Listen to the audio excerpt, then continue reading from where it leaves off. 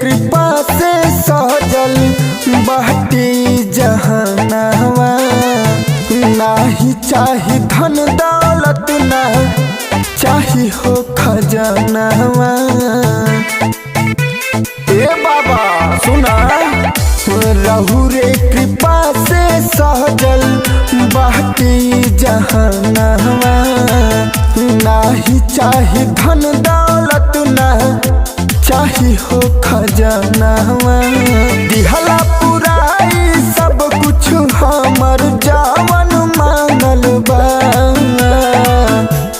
रहु रे कृपा से भोले बाबा किस्मतिया जागल बा। रहु रे कृपा से भोले दानी किस्मतिया जागल बा।